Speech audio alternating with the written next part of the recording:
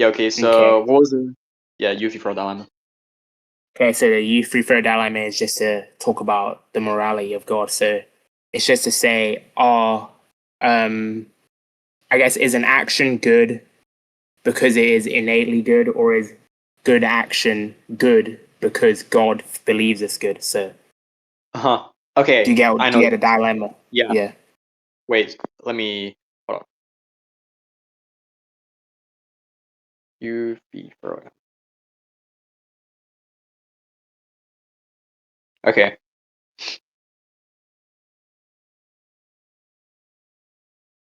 Let me just note these down.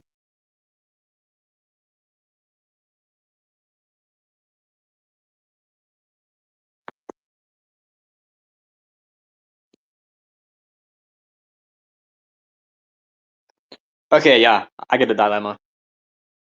Okay, yeah. So that's why constraint. So are you fine with that axiom? Yeah. Okay. So do you want to restate the axioms for the recording? Yeah, okay, so axiom 1 would be moral realizability. That is that there exists state of affairs that can instantiate moral value. Axiom 2 is there is an agency condition, so moral value requires agents that are capable of preference, action, and evaluating counterfactuals. If no agents had no moral value, you would still have moral possibility space. Axiom 3, temporal extension, that is basically that moral evaluation must range over time, not in isolated moments, and that's where post-ethics start from. Axiom 4 is modal sensitivity. What that is that moral value depends not only on what does happen, but what could happen. It's to say that V is a function of a possible world. And axiom 5 is constraint realism, which is that moral reasoning is constrained by structure, not chosen by agents like limits of information or agency. This exists to prevent moral voluntarism. Now, what I basically said, like just to clarify for axiom 5, because I was like skeptical of that at first, is that I was like, yo, okay, but couldn't it just be the case that a god that has some amount of power can just create their own structure of morality to define good and evil? And C just basically brought up the UV dilemma, which I agree with. So we're moving on from there. Yeah. So I guess the next part would be to get some common definitions before we, yeah, and then Yeah. I'll try and define I'll derive a moral principle from there, and then we can Okay. derive arguments. So like common definitions for evil and good. No, just for okay. So the definition of moral trajectory, because that was something brought up in the axiom. Right. So a moral trajectory is a time extended sequence of states. Okay. That's what the Moral definition would be.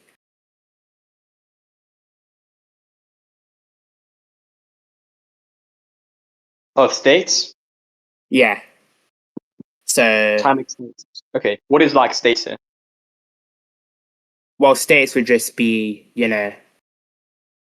I guess what we talked about in, I guess, axiom. But I guess over time, over time. So it'd be axiom 3. So instead of the isolated moments, which would be the individual actions we evaluate in T itself. Okay, so basically states is just defined as the long extended period of times instead of the individualized ones. Yeah. Okay. So basically looking at it collectively instead of in the moment. Okay. Yeah. Stretches of time.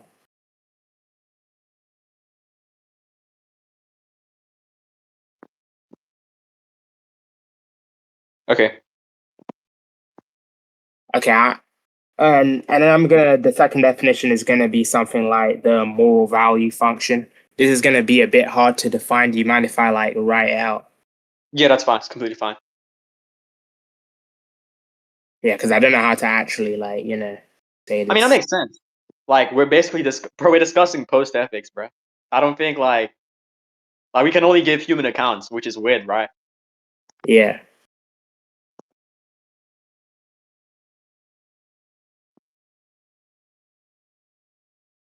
And then we just need to find out if I guess our frameworks differ in any way. Yeah.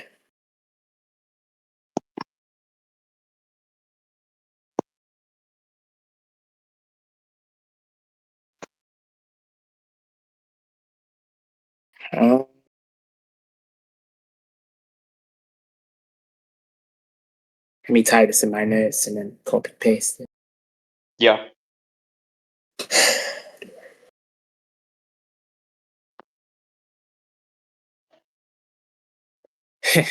Oh my god. Why is bro laughing? The fuck are we talking about, bro? I have no idea, bro. I can't lie, bro. I think we may be cooked, bro.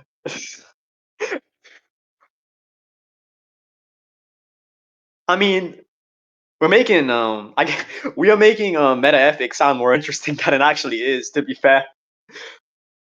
Riri's gonna kill you, bro, for saying that. How dare I say that, bro? But I guess it's because we're implementing metaphysics into it as well instead of just meta ethics.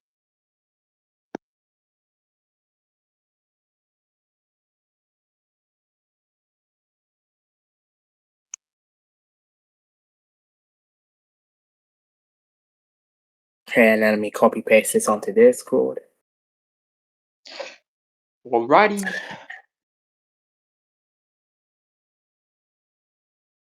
I need to move this server up. I have no idea why I still have it down because I joined a bunch of servers. Yeah.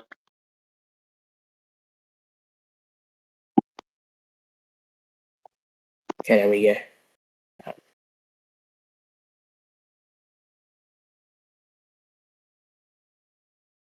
So this is the definition of the moral value function. Are those just variables to represent, I guess, this Moral value, yeah. yeah, these moral values. Okay. Structural moral value. Yeah. Structure. Okay.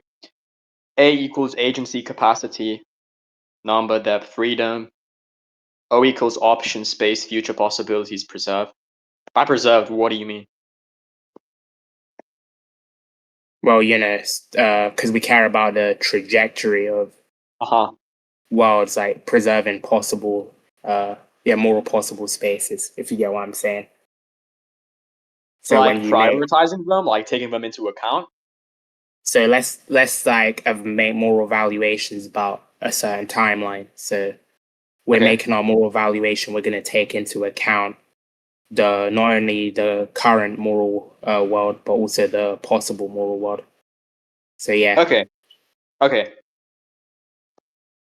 R equals resilience, robustness under shocks. Are these shocks? What do these shocks represent? what do you think the Like robustness under shock?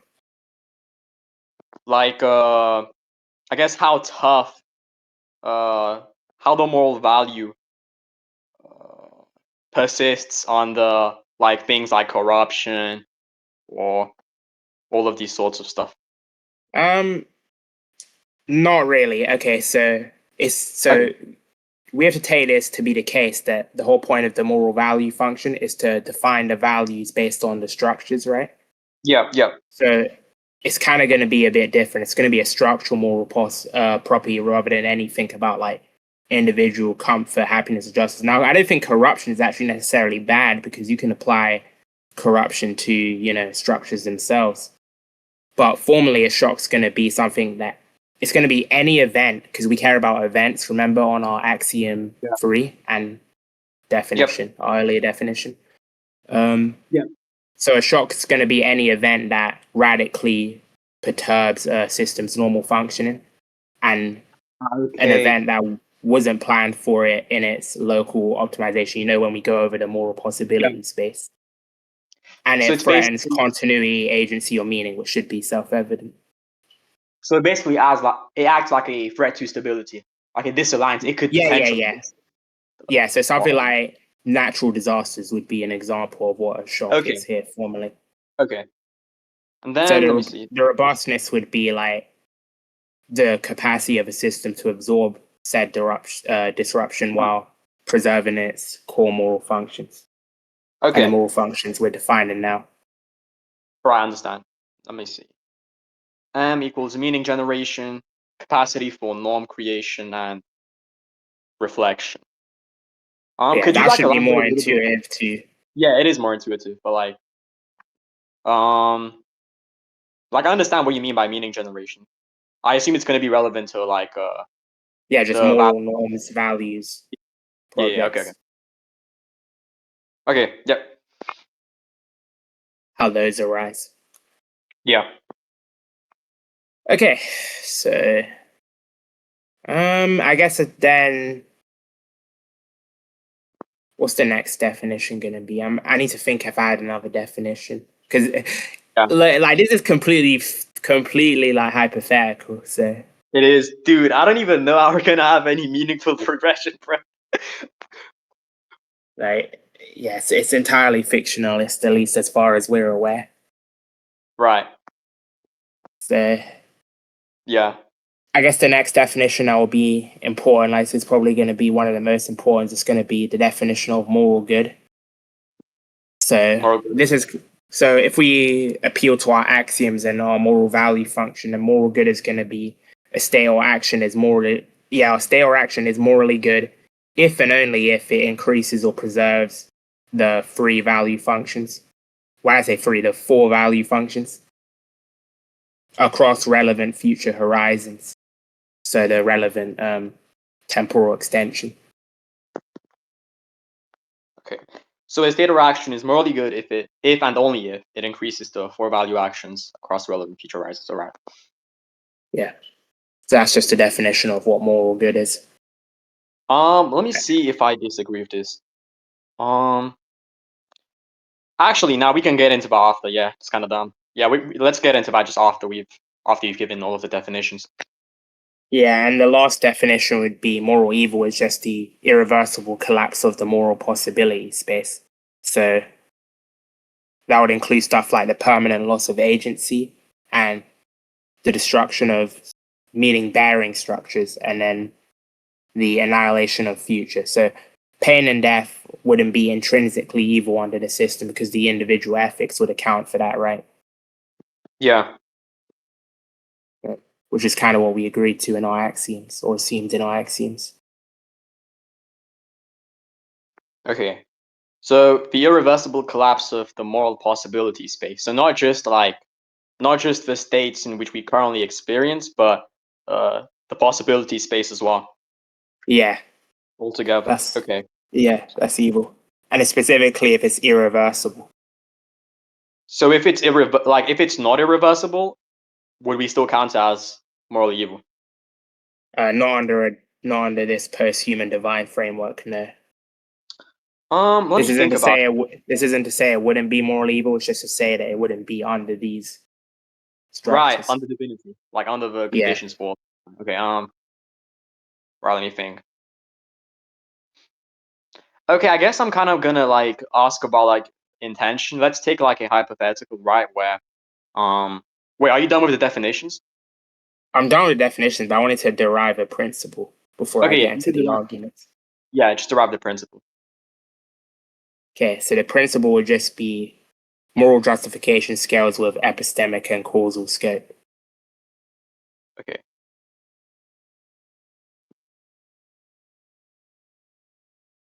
Moral justification scales with what? Epistemic and causal scope. So you're more justified if you have more knowledge, more reach on causality, um, multiplied by the temporal horizon. Okay, and I'd assume you'd also be um if obviously your epistemic scope was limited, you wouldn't be held as responsible at that divine level,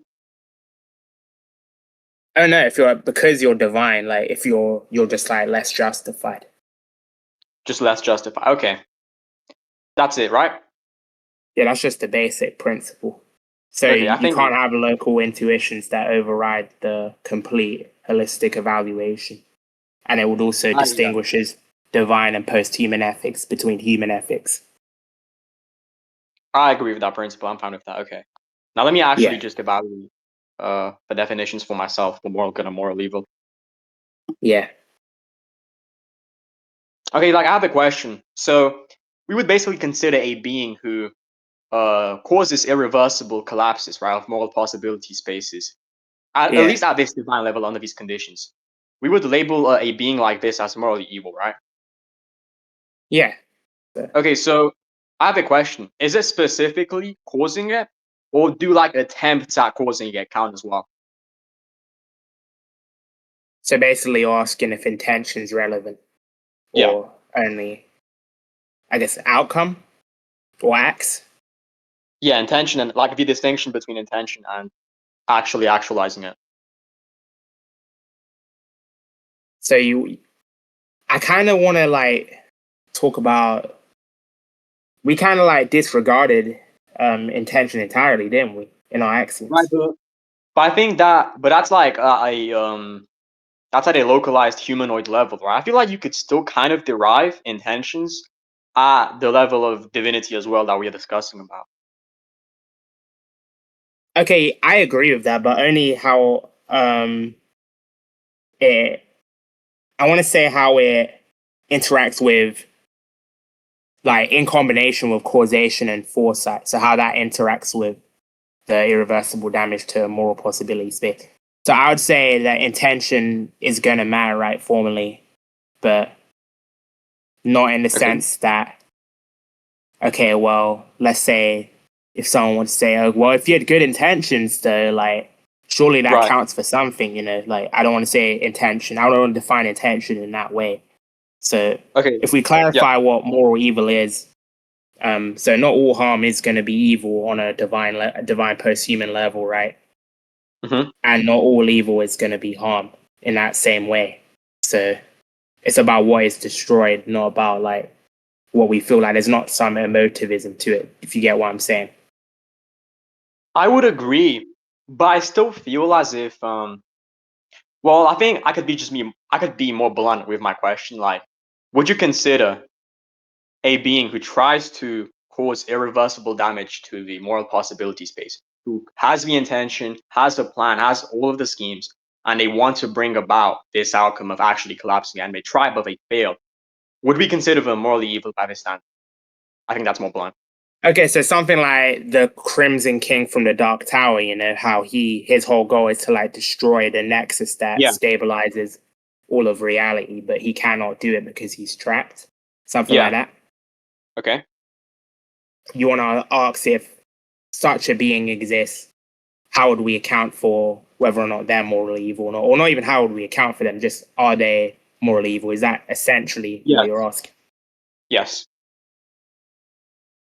Okay, then yeah, they're gonna be they're gonna be evil, and they're not just gonna be like, yeah, man, they're like kind of evil. It's gonna be like they're evil in the strongest way possible. Like they're Okay. literally the highest level of evil. That's the most evil you could commit. Okay, I see. Because you know they have sufficient epistemic access. That's why the definition kind of matters, right? Yeah.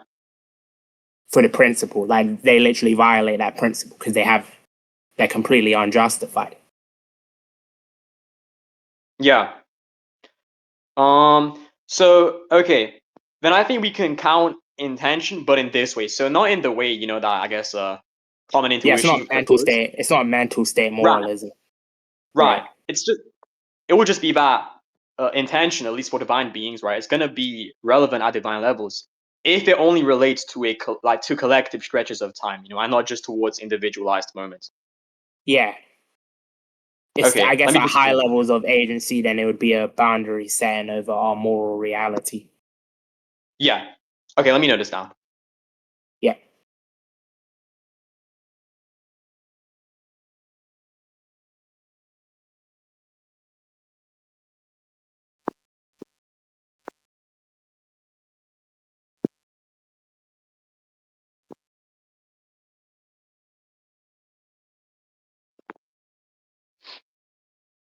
Okay. And then let me see the definition for moral goodness. Yeah.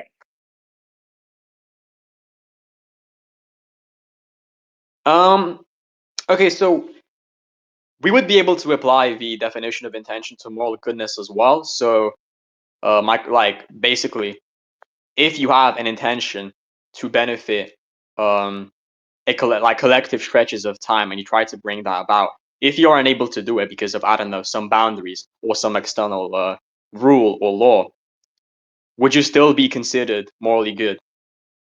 I assume so. So your question is basically, if we take the conditions for evil and just apply them to good, they Yeah, say that would it count as a moral failure or not? Essentially, yeah, if like let's yeah, say would intended good but the inability to bring about that good, would that be moral failure? yeah, Or let's say intended collapse but the inability to prevent the collapse, would that be like moral innocence? Like okay, so yeah. yeah, for evil, yeah. So just because Okay. you aren't able to cause the collapse, like that's not, you're not morally innocent of your actions. Yeah, Yeah, it works. In, how do I put this? It kind of I think it does work symmetrically for good. Uh, Even though it's the symmetry itself is going to be asymmetric in its verdict because we have to care about the boundaries morally, unlike with the human cases, right? yeah, So how do I put this? The reason the asymmetry exists is going to be because the meta-ethical system we've defined it evaluates the endorsement of trajectories, not just the outcomes of those, right? That's the whole point hmm of and the time extended at the axiom 3. So yeah. yeah. Okay. So it's like there's going to be a fundamental difference between wanting to preserve and expand moral possibility but being constrained, and wanting to destroy moral possibility but being for it, like good and evil, like literally. Yeah, yeah, Because yeah, the first one is going to align with axiom 1, like it aligns with morality's very conditions, and the second one rejects them. yeah, So there's a failure condition that we can detect to determine which is good and which is evil here. yeah. So Okay. yeah, I'd say an agent is. Well, sorry, like I went on that. Like I wanted to No, fully that's fine. address your point, but yeah, I'd say an agent would be morally good. Okay, I agree with that. Just give me a bit. Okay.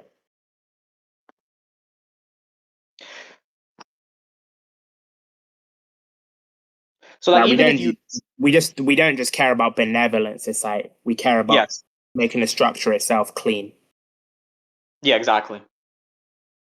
Okay, I intent guess wise, it's gonna and get yeah. I guess it's gonna get into more complex scenarios. Let me just think of a hypothetical so that we can elaborate on this a little bit more. Because I'm trying to see how the meta-ethical system would respond to like a hypothetical like this. So yeah, right. okay, let's say that there is a being, right, and they evaluate two collective stretches of time, right? So they see the trajectory of both of those timelines, right? Now let's say that in order to bring about the good of one of these timelines, the other timeline and the other trajectory that is perceived for that one will have to collapse. But in collapsing it, the other timeline is prioritized and the moral goodness in that timeline is increased. How would we consider, or how would we apply the definitions of moral evil and moral good to like a situation like this? Is it like almost a structural utilitarianism? Is that what you're asking? Yeah, Okay, so the question would be and you applied that to timelines. yeah, Um,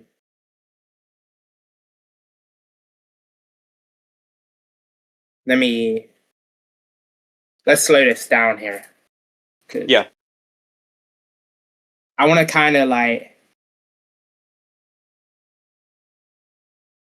I want to like kind of show how the framework would subsume that, or to like formally yeah. compare this, because Because it's an interesting hypothetical.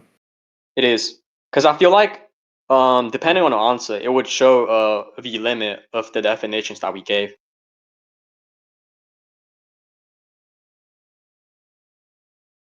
Yeah, it's going to be more advanced than naive utilitarianism, just because it's like long term and it's actually counterfactual. It's obviously Yeah. global to you. Yeah. It Right. covers all states of affairs, and it's going to be risk sensitive too. So I think the system like actually does agree with your hypothetical and like a lot of points that are worth of consideration. So, Mhm.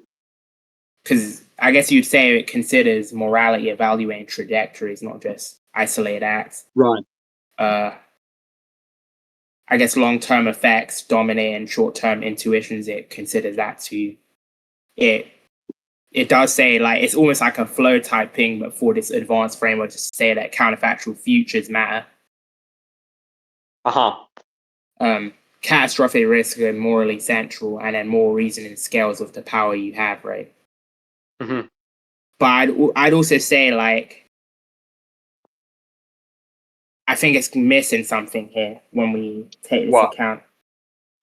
So I think there's some fatal problems. So do you, okay, so let's take you to be a how do I put this a structural timeline utilitarianist, the structural utilitarianist, but for timelines. Yes. Yeah, so a suit or sut. Is it sut? I don't know. I think so. Okay. Anyway, it doesn't really matter. So I think there's Yeah. gonna my first objection to that would be I think there's a irreversibility blindness. So in the utilitarian framework, you're gonna the mathematical sum is gonna treat all losses as um, we're able to compensate for all these losses. But I think if we apply that to the actual moral reality, then so there are some losses that cannot be undone, and there are going to be some collapses that you can't outweigh, and some futures you aren't able to like recreate. Like, what if we extinguished all moral agents? What if there was like a permanent loss of freedom? So, by the framework, we would say that irreversible collapse is going to be categorically different from temporary harm, but your like hypothetical is not going to be able to express that different cleanly, right? It's just going to Okay. assign like when we do the calculation, it's going to assign there's going to be like a big negative number, which is going to be insufficient to capture that. Okay. So are you saying? So just to Like get it's this clear. quantitative rather than ontological. Right. So just to get like get it clear, are you saying that it would be unable to like at that point we would be unable to categorically define how that evil and good would look like?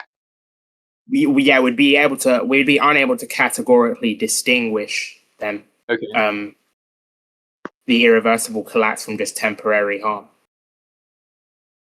which is something in the very definition of good and evil, at least here. Obviously, not in general, just in this Yeah. framework.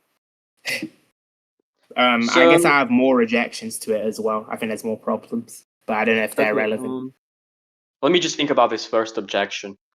So are you trying to say that it would still be captured within it because it would be unable to be categorically distinguished, right? Irreversible collapse from temporary harm or to temporary harm. What are you trying to say? So are you saying that we'd be unable to categorically distinguish irreversible collapse to temporary harm in that hypothetical? Yeah, from it. Yeah, From a divine perspective? yeah, we'd be unable to do well if you actually thought this was something morally Yeah. real. Then yeah, Okay. Um so I guess my thoughts about that objection would be that it just seems like the definitions we gave for good and evil, right? So they aim to explain how these moral values would work at this divine level, right? They aim to capture them, but yeah. it just seems like they get to a certain extent before they fail and would be unable to just further explain what the hypothetical considered. So in the hypothetical I gave, it's basically because I feel like it would show that there is some value factor between these divine beings as well. Like there is some other factor that's taken into consideration. Because obviously, if you have these two trajectories or stretches of time that you both evaluate, or you choose one over the other, right, to prioritize that good, I think you could say something like, okay, is it because of some other moral value between those divine beings, or is it because, uh, or uh, does the amount of good that's prioritized in that trajectory or in that possible timeline, right? Does it surpass the amount of potential good that could have come about in the other timeline, in the other trajectory? How would you how would we address that? Like Well, I think how that's would we addressed address? in the system as a whole from the moral possibility space as a whole. But I'm just saying that this structural utilitarianism is like ultimately like too reductive. It's just trying to collapse the entire moral structure into a single scalar, you know? It's Yeah. just gonna say ultimately that if the expected sum is higher, it's gonna be justified, and like the contrapositive of that would also be true for evil. Okay. But isn't that contingent on whether it's actually higher? Like, why can't it be higher for both trajectories? Like, why can't it be other No, that's I'm timeline? saying that's what your like view is saying. That's what structural Yeah. utilitarianism is gonna be saying. Okay. Right. I'm not saying that's true. Like in fact, I'd say that it's not true under the framework. And I gave the reason why for Oh, my okay. first objection. I think there's another objection anyway. Like I think my second objection would probably address what you were bringing up. Okay. Yeah. You can give me your second objection. So I think it's gonna violate boundaries, and that's gonna be a problem. So Or when boundaries. you okay, so when let me get into this fully. So when SAT allows you to endorse collapse, so if the expected value is high enough, then you could trade away the future as a cost, right? So the boundary conditions that I introduce would be something like certain structural goods. So we care about future agency. I say we, but you know what I mean. Like divine and Yeah. post-humans would care about future agency recovery. maybe we's fine. I don't know. Who knows? Yeah. So we care about like future agency, recoverability, and meaning. So these aren't going to be tradable, even when there's like whatever arbitrarily large sums you want to give. So there's going to be lexical constraints there. There won't be like variables. So this isn't to say you could sacrifice the universe to create one perfect moment. Like that is a condition. That's a boundary condition for that.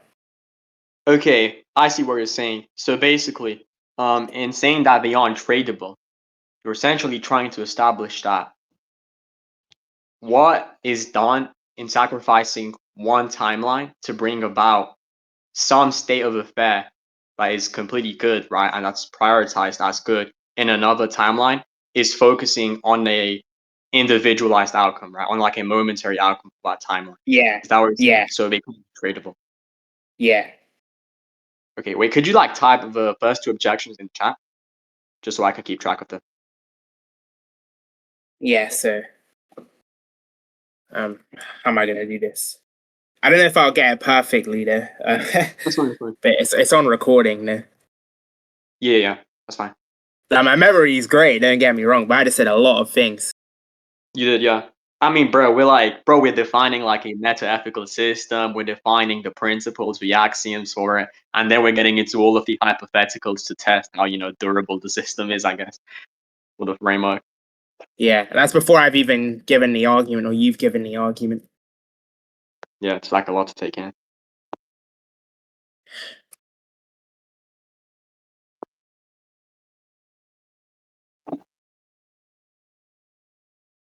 Yeah.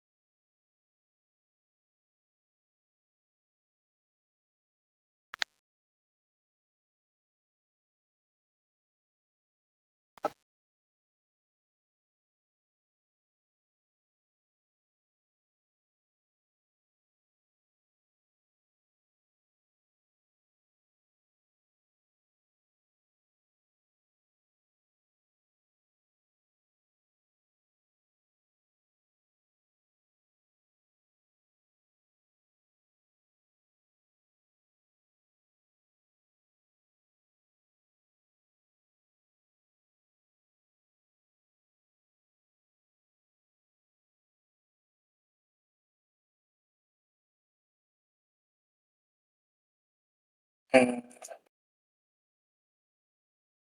okay.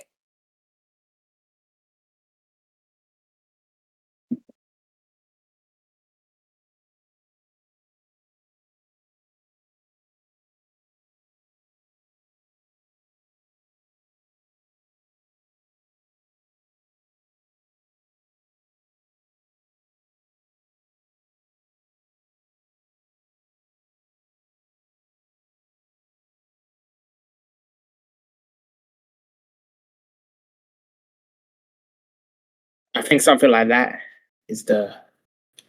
Okay, let me see.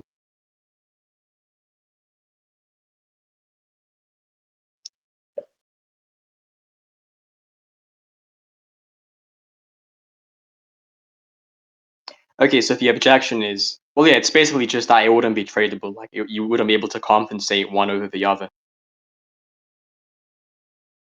Okay, but That's the first objection. right, the first Um, objection. the second objection is about the tradability. Okay. But the Well, how does tradability is more so to substantiate the moral boundary conditions. The moral boundary conditions itself would be the objection. okay. I think I'd have one more response for the first objection.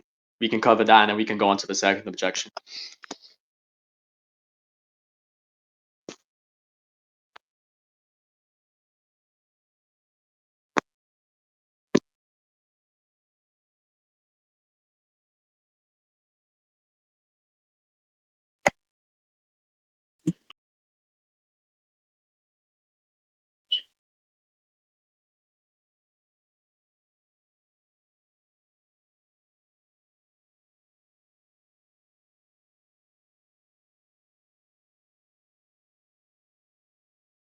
Imagine reductio in a god. I'm gonna try to do that. I can't even lie. I'm gonna have to try to do that. I mean, that's basically what I'm aiming to do. Yeah.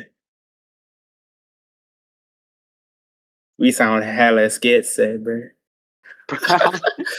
We actually do, bro.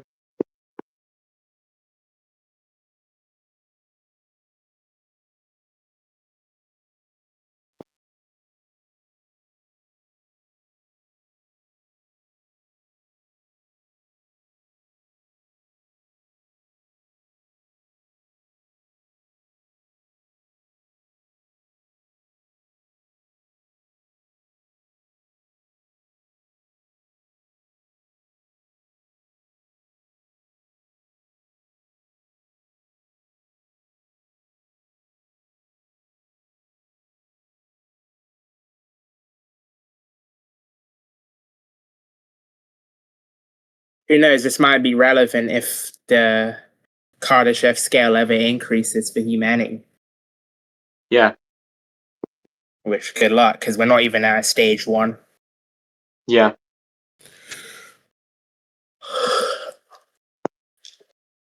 Okay, so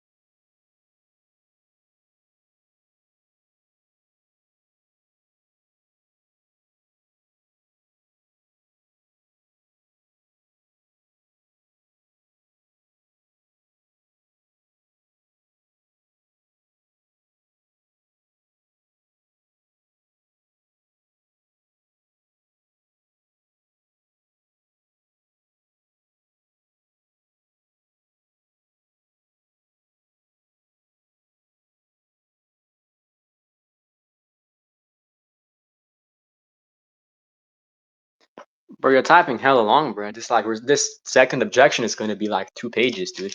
I'm done. Oh my. Okay. I'll address the first objection with one more response, and then we can get into objection two. Again. Because I feel like you inevitably encounter an issue, being that these divine beings are gonna at one point ought to evaluate outcomes and actions on a localized scale, and I'll explain why. So let me rephrase the hypothetical, right? Instead of focusing on an individualized outcome for a timeline by sacrificing another timeline. So the reason why I think they can be tradable, right, or compensable, unlike the objection you proposed, is because it could still be in service or in pursuit of some positive state of affairs over stretched periods of time, right? So why can't it be that? Why can't it be for that instead of outcomes? So basically, just outcomes, but on that scale, right? On that trajectory, because it's still all about the potential outcomes, but just on a higher scale, on a greater scale, that being the stretches of time. But let me just add a little bit more context to it. And by the way, if you want me to like type it out often, then I can. Yeah. It will be a divine trolley problem, right? So a trolley problem by divine level. So if X divine being doesn't sacrifice X timeline of let's say moral agents or whatever, then Y timeline will collapse. So it's within their epistemic and causative scope too, right? So they are fully aware. Now, it will cause the beings to instead, and what I'd propose, evaluate the overall amount of good and evil in both universes of each world agent to know what would minimize the loss. So if in X universe there is more evil than in Y universe or timeline, prioritizing Y universe would be better. Essentially, I'm saying it fails to capture it completely, right? Because it would inevitably fall or ought to fall into some localized evaluation. Otherwise, I wouldn't know how these trajectories are considered or straight up evaluated anymore.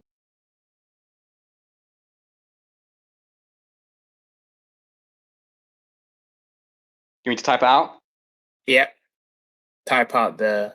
Because I caught. Right. So essentially, you wanted to say why can't you have outcomes on T itself? And you presented a divine trolley problem, and you think it falls into localized evaluation inevitably. Yeah, because outside of that, I wouldn't know how we would evaluate how like a morally good divine being would just evaluate the trajectories. Let me just type this out.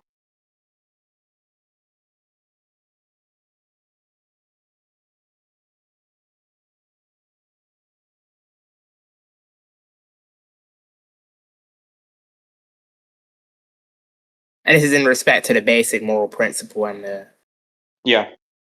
a pressure against the system.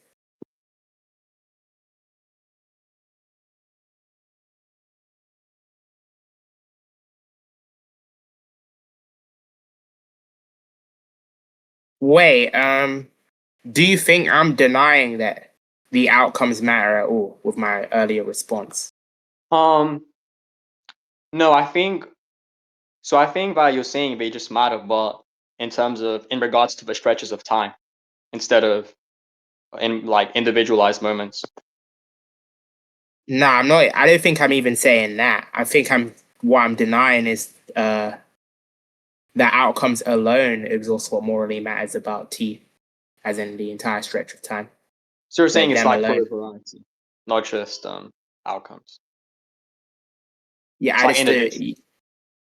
yeah, I'm denying that it's reducible to pointwise or finite outcomes, even if Okay. you average or sum them. Okay. I think I think you get Or to a point at where least for all morally uh, yeah. relevant properties.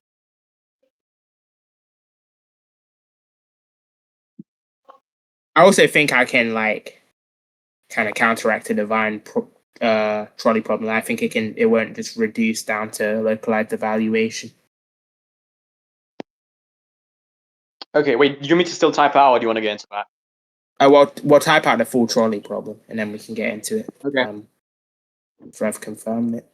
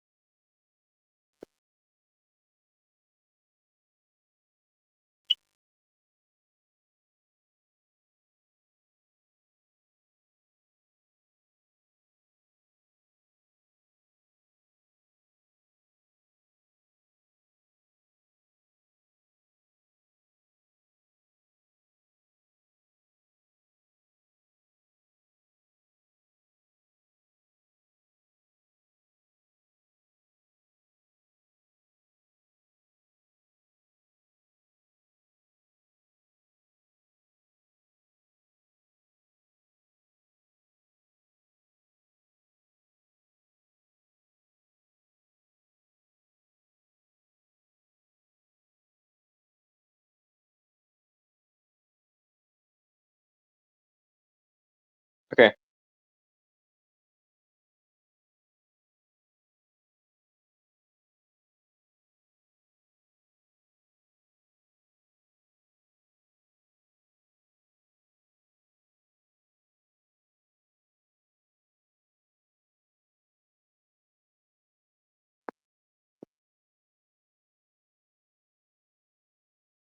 I'm done. I sense it.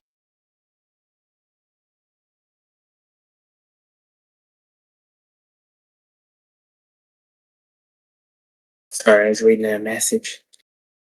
Yep. Let me see.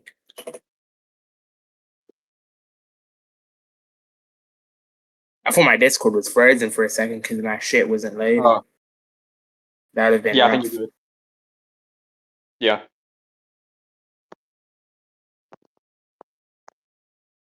Okay, so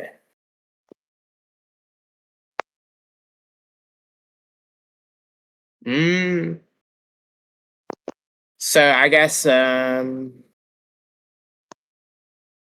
kind of want to steel man the problem into its like Ah, okay. hardest form, maybe. All right, all right. But low key, like my brain's telling me this is gonna be like it's gonna make me go into some binge eating to recover the cognitive resources I'm about to expend. Oh I my mean, hey, god. do Okay, what you so the want, brother. problem. Yep. So we have two trajectories, tx and ty. Because Okay. Yep. this is just gonna make it way easier than saying the entire timeline, bro. Like Yeah. all that Yeah. Yeah. language, like just tx and ty. So if tx is not sacrificed, then ty irreversibly collapses. So a morally good divine being must choose. So if we do not evaluate by summing local goods and evils, such as suffering, deaths, and welfare, then what is going to be the correct criterion for choosing between tx and ty? Yeah. Because it just seems to me like you'll get to a pause. Yeah, okay. So it would look like you would be forced to evaluate under utilitarian aggregation. Okay. I don't Yeah. think it does, but I think I need to be precise about what kind of object. So again, to metaphysics, object the trajectory is. So Okay. I think this is a distinction that I need to make. So a trajectory T is not going to be morally evaluated, just a bag of local outcomes. It's going to be evaluated as a world-shaping process with global properties. So the divine choice isn't going to be which timeline has less evil. It's going to be which timeline preserves the conditions under which moral value can continue to exist across time. So that's going to Okay. be changing the evaluation entirely. There's going to be a formal criteria for divine evaluation of trajectories. So morally, this is kind of like getting into my objection with one of my, it's going to get into my earlier objection anyway. Yeah. But I guess I'm going to expand on it a bit here. So objection 2 specifically. So a Okay. morally good divine being evaluates trajectories using a lexically ordered criteria. It's not going to use a singular, it's not going to reduce it into a singular scalar. So the first criterion is going to be moral viability. So a divine being is going to reject any trajectory that results in irreversible annihilation of moral agents. As such, there are permanent loss of recoverability and total collapse of meaning generation. So if both Tx and Ty collapse, then the divine being will choose one with less total collapse. If only one collapses, then it's going to be morally dispreferred regardless of the local good set there is. So it'll be a category failure. That's what collapse would be ontologically, Okay. not just a large negative like utilitarian sums. Okay. There's going to be a second criterion as well. Okay. That first criteria is the one I'm 100% going to say is going to be the case. But the second criterion is going to be the preservation of moral preconditions. So among viable trajectories, the divine being is going to evaluate which best preserves things like epistemic growth, moral learning, agency continuity, resilience under future shocks, etc., etc. So it's going to compare between structures and not local summation, if you get what I'm saying. Okay. So That would be criteria 2, and then only then can we talk about criteria 3, which is going to be outcome sensitivity. So only after criteria 1 and 2 are satisfied, we're going to consider how to minimize suffering, how to maximize flourishing, and how to distribute justice. So we're going to, outcomes will still matter, but they're only inside the morally viable trajectories that we've set up already. So if I apply this to your trolley case, so if we say, how you set up is, you said if Tx isn't sacrificed, Ty collapses irreversibly. There are only going to be 3 logical possibilities that derive from this. So the first case is going to be that Ty collapses morally, so Tx remains viable. So that entails that the divine choice would be sacrifice Tx if and only if doing so preserves Ty's viability. And why is that going to be the case? Because preserving moral possibility outranks preserving local goods, as we defined in the criterion.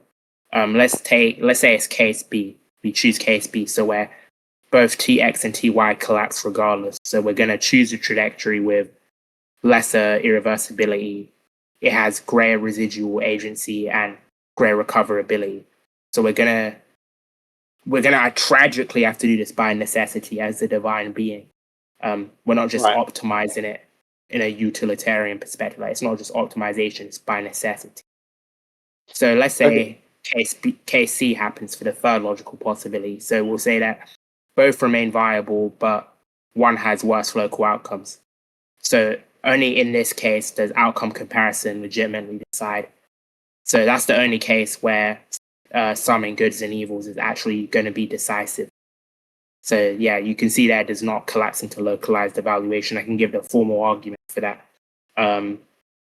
But yeah, utilitarianism and the variant you gave for it is going to fail, because if you say pick the timeline with the highest expected value, as your position does suffice, then the system's going to reply by saying something like along the lines of expected value is undefined once moral value itself is annihilated. Obvious, like that's just going to be necessarily the case. You can't compensate for extinction, permanent enslavement, and the loss of complete meaning, because there's no future left in which compensation could ever occur. That is just a domain error there. Okay, is that it? That's it, unless you want me to give the formal argument. Okay, so the first thing I'd appreciate you doing is just like sending some of the stuff in chat, because that was like a lot, I'm not gonna lie. So just sending some of the relevant, I guess, elaborations, clarifications. But just to make sure, so a morally good divine being would be evaluating on a sort of lexical criteria. If I remember correctly, yeah, pretty sure that's how you wanted it. Lexically ordered criteria, yeah. Right. Okay, So and the that would order is basically be, important. So where we get criterion 1 and criterion yes. 2, and then only then we get criterion 3. Okay, so and that would be moral viability, right? So that's basically the divine being will reject any trajectory that results in any permanent loss in collapse, right? And so then my question would be, how do we quantify less total collapse Well, it's not. from greater total It's collapse? specific.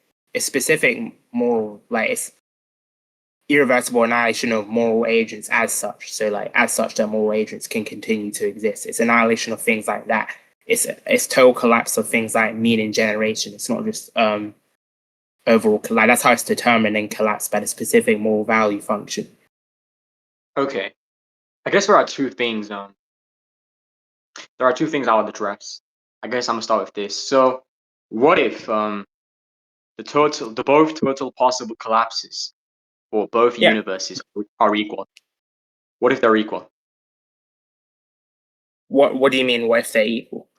So, in the divine trolley problem, we're basically saying that if this divine being doesn't sacrifice X timeline for Y timeline, then Y timeline will collapse, right? And you basically gave a criteria, right? I would summarize what the decision of this divine being would be, right? So I'm saying, Yeah. what if instead, taking all things into account that this divine being could relevant to the criteria, they end up being equal. So there's not going to be any more total collapse than the other timeline. Like there isn't going to be a higher total collapse or like a lower total collapse. So it's completely equal. How would you address that? Fuck, man, that's kind of hard. I can't lie, but yeah, that's hard. I'm gonna try. I'm gonna attempt to address it. Though it's kind of hard. Okay, Okay. so if I restate your case, then we have two trajectories. So we have tx and ty, but Yeah. in this case, both result in total irreversible collapse, and the collapse is equal in degree and kind. So if you Yeah. agree to that, yeah. So Okay. we have no future agency, no recoverability, no meaning generation, and a morally good divine agent still must choose. Yeah. So is the worry here, if collapse is equal, then we've lost all non-utilitarian criteria, so we'd have to revert to local outcome aggregation. Yeah. Okay, so I'd say no to that, but that's going to be the boundary of morality itself. So when all higher order moral structures destroyed, then morality itself is going to lose traction. So at that point, there's going to be no better, there's going to be no morally better outcome. So there's only going to be morally tragic equivalence. So that's just how the theorem's going to work about moral domains. You're just going to have to, equivalence this. And So I'd say that. Sorry, is that what you're going to say? Going to be a summation, or you're going to, now you can continue. You can continue. ask a clarifying question? Okay, No. so I'd say that moral comparison is going to still require the remaining moral structure. So, how do I derive this? Like there's going to be a formal principle where moral comparison is only defined where some moral structure remains. So if the agency is zero and the future options are also zero, and then the recoverability is also zero, then the value functions that we have are going to collapse to undefined, not zero. So you can't even apply better or worse. So the correct judgment is just there simply is no morally preferable trajectory. So there's not going to be equally good or equally bad, but it's just you can't even compare. Hmm. So you just exhausted. You're not going to be doing utilitarian tiebreak, and it's just going to morally exhaust the options. So the structural utilitarianists will say, okay, if totals are equal, flip a coin, but the system will say there's literally nothing left for morality to adjudicate in the first place. So I'm just going to say that morality doesn't even apply here. Like it's a category error in the first place, because utilitarianism is still treating this as a decision problem, but this is literally a moral terminal state, as in morality has been terminated here. So if I were to apply that to a morally divine agent, then I'm going to say the morally divine agent isn't going to try to pretend that there's going to be a better choice, and it's not going to rationalize collapse even. It's not going to claim it's morally justified in its act. It's going to be a tragedy. I'm not going to lie. It's tragic. It's just going to acknowledge that this is tragically, inevitably the case. Okay. And it's going to refrain from endorsing either collapse, and it's going to act without moral preference because there is no moral preference in the first place. It's just going to tragically permiss this. It's not going to be justified in doing that. So you're basically saying that there's only going to be moral tragic equivalence, right? So all I guess the higher orders of moral structures, all of those things are destroyed, right? So morality will lose all traction. Okay, interesting. I guess I have one response to that. So this would erase the possibility of moral good, right, as we define, only at the level of these structures, right? But if we presume a morally good being, right, that would take into consideration these goods, right? Then how about instead, right? Since it doesn't have anything else to rely on, right? It can't appeal to any uh, of the structures we previously established, right? Because that becomes destroyed, right? That possibility becomes destroyed, right? So Yeah. then if it isn't resorted, um, well, since they won't have any higher structures to rely on, right? If they are morally good, right? So whilst there may not be any higher structures, there would still be some moral goodness that is capable of being taken into evaluation, which would be the localized one. And if they are a morally good divine being, since they don't have any higher structure to appeal to, then we would have to resort to the localized ones, right? To the localized outcomes if they are morally good. And so it still seems to me you would be reducing it to these localized outcomes. And if not, then there wouldn't be any existence of moral goodness. Like, it just wouldn't exist. Well, yeah, that's kind of my point. Like, the moral values are the primitives in the first place. So if they're destroyed, then I don't think these local structures even exist either. So you don't think there can be any individual actions performed at like a local scale that would be considered good No, or evil? Yeah. no, I don't think there could be. Okay, then what if it is in a community of divine beings or a divine pantheon? What if it's in a community of divine beings? So that Yeah. what's So the what if like set we up? Yeah. So what if we take what we're talking about, right? About all of these, I guess, directed towards these trajectories, right? But what about if it's so I think you would be able to reduce it back again to localized outcomes if you apply it to a community of divine beings, where how would they be taking uh, stretches of time into considerations between each other, if not based on some localized or individualized outcome slash preference, whatever, etc.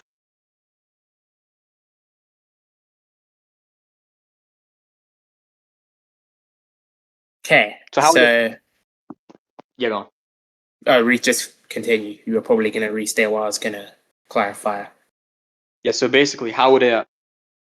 How would the scope look like if it's in a community of divine beings? What the trajectory would just presumably be the same? So you want to say, okay, so if we treat gods as a community of agents interacting with each other, then don't moral judgments inevitably revert to local harms and benefits and interpersonal outcomes, just like human ethics? Yes. Okay, so I think I'm gonna separate three different evaluative roles. Those roles are Okay. going to be the foundational moral evaluation, so what ultimately determines moral rightness, the internal coordination norms, so which rules agents use to cooperate inside the system, and then the local accountability practices, so how agents hold each other responsible. I think you're confusing B and C, so those last two conditions, with A. So here's what's going to change when you move to a divine pantheon. So a pantheon is not going to simply just be a group of humans with more power. It's going to Right. be a distributed, like, world authoring system where they share responsibilities for trajectories and where each agent will have partial causal control.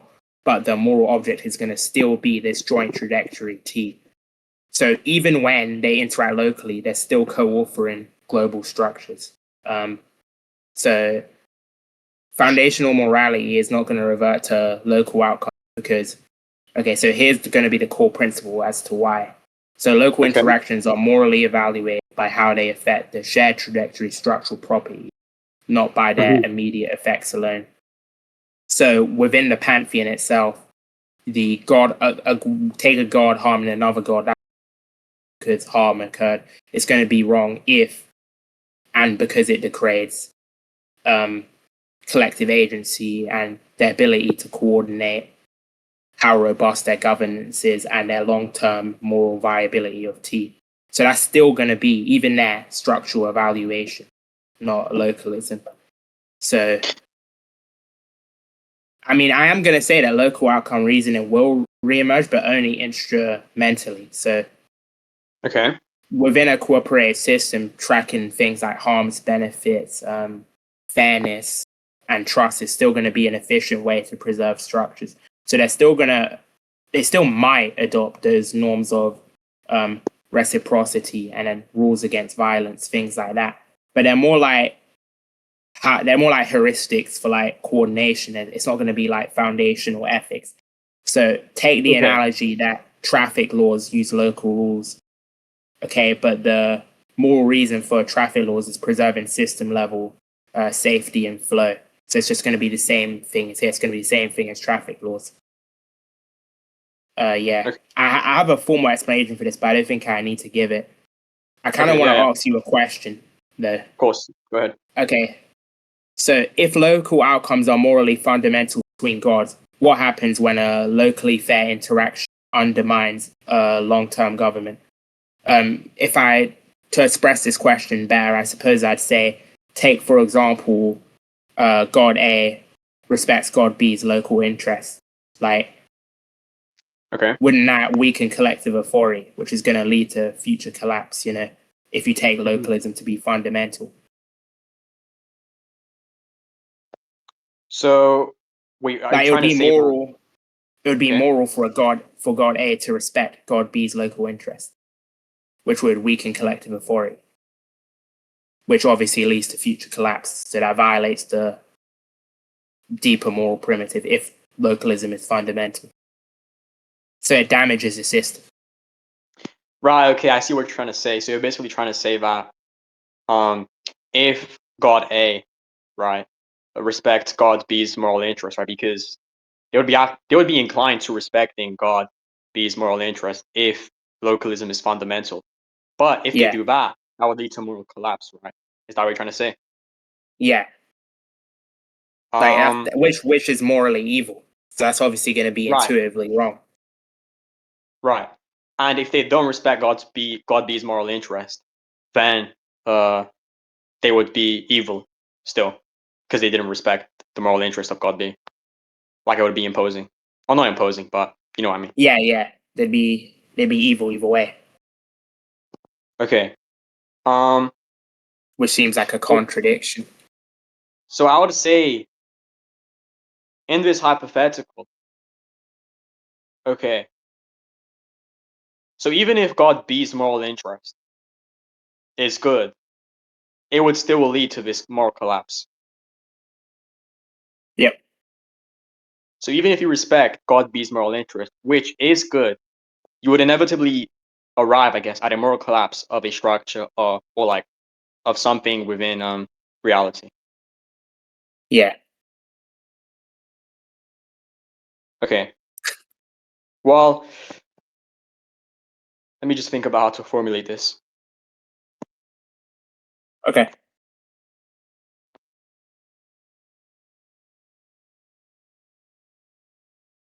Fuck, bro, you actually flipped it back onto me, bro.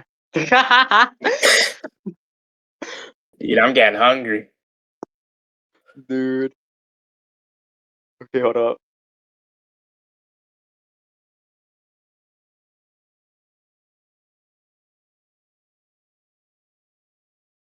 Okay, well, I would say that God B wouldn't be or God A wouldn't be considered morally evil for uh for not respecting God B's moral interest if they do it in service or in knowledge, right? Because we're considering the epistemic scope here. In knowledge of the possibility that, or not the possibility, but the fact that moral collapse would occur. So I would just say that they just wouldn't be considered morally evil if they do it in service of that. So what are you saying?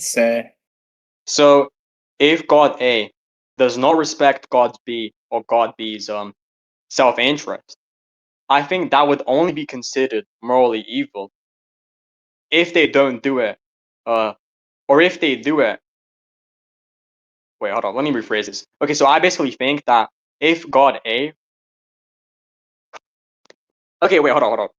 God A would not be morally evil in not respecting God B's moral interest if they do it in knowledge of that moral collapse will inevitably occur if they do respect God B's self-interest. Does that make sense? I just don't think they would be considered morally evil then. I doubt. Okay. Like, I think I'm getting what you're saying. I'm trying to see if there's like a structural problem. It seems like a bit pre-sup, but I'm gonna actually see if that's the case when I read it.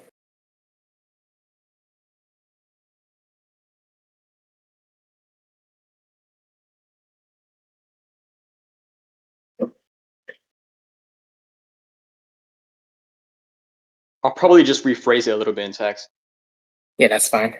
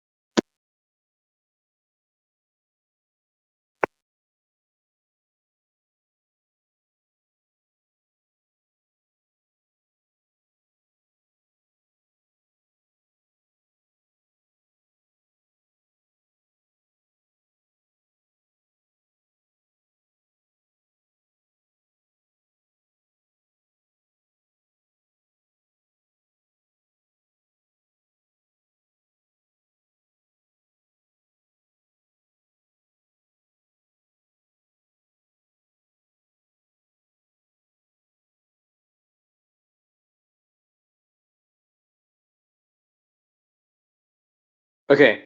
Hey. So basically, what I would be introducing on this local scale would just be moral priority.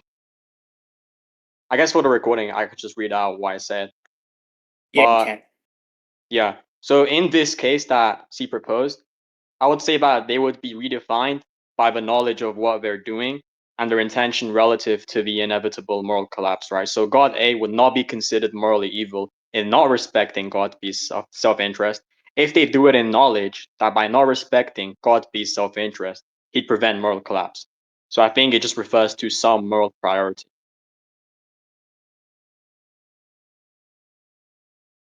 Okay. I like you think this isn't even a threat. This is actually going to help me. Really? So, Really now? Okay, interesting. Go on. so what you've essentially brought up is a formal closure principle of the entire system.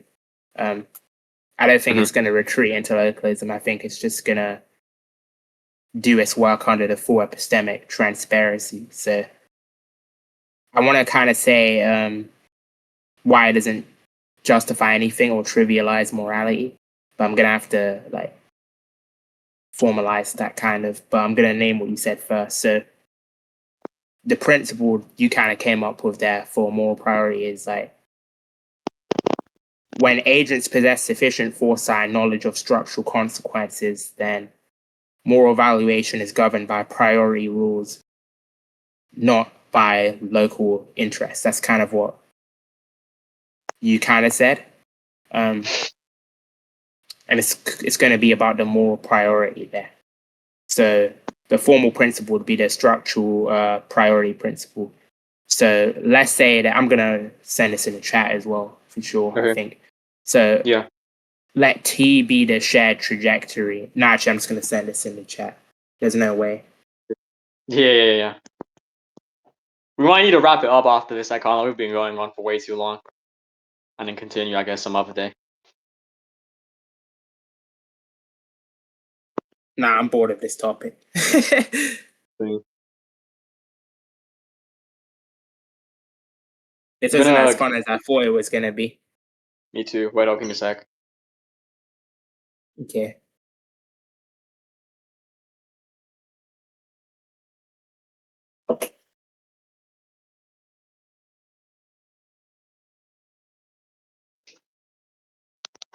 You want to continue after this or not?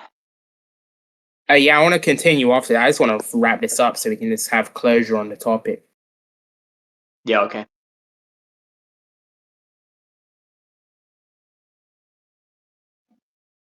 Honestly, this is probably more interesting discussing it in text.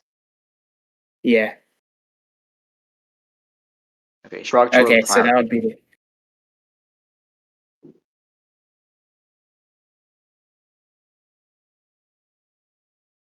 Yeah. So I would basically say about it's redefined by knowledge of what happens or what could happen, but also localized interests.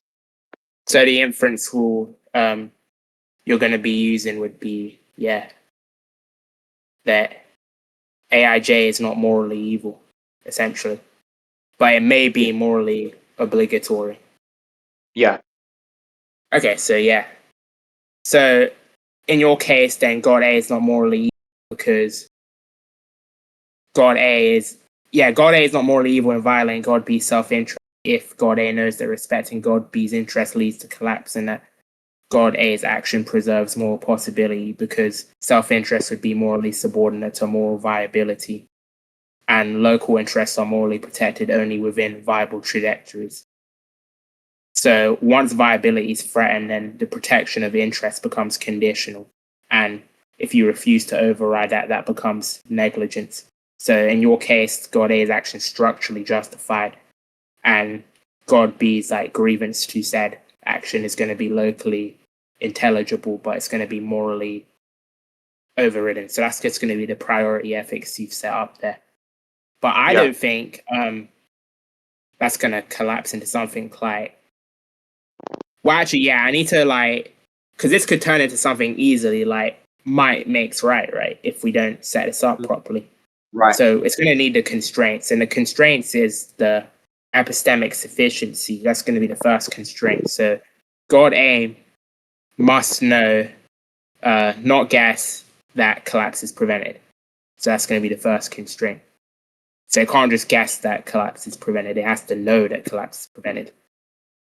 Yeah. So constraint 2 is going to be there's no endorsement of collapse. So God A must not accept a collapse as an acceptable side effect. That's because that's the whole point of this. Yeah. And then constraint 3 is going to be minimal violation. So God A must violate B's interest only insofar that as necessary. So if any of those constraints fail, then the action is going to be morally culpable again.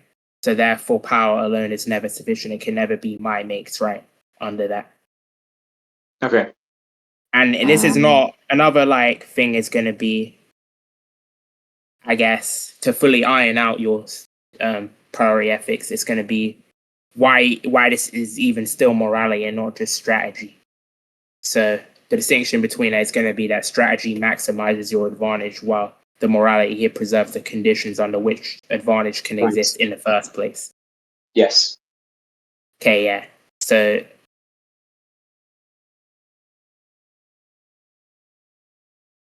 yeah. I don't think this actually does anything to the system, right? I don't think it does anything to the system. Because you've literally confirmed that moral collapses, we're going to be capable of violating their local self-interest over the structure. So are you saying that in asserting what I'm asserting, it's still evaluating or it's still considering the overall trajectory instead of localism? Yeah. Because they're only going to be realized that. morally binding within viable moral laws, yeah. So you just conceded. Yeah, I kind of realized that as I said it, but I was like, fuck this, bro. I'm still go through with it. Yeah. Well, that's a concession. Yeah. Okay. Right, GG's. Yeah.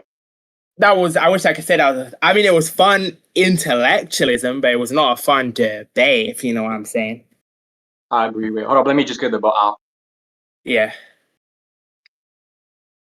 How do I kick this out, bro? You have to go to wherever it entered and you just put stop recording, right? Mm-hmm.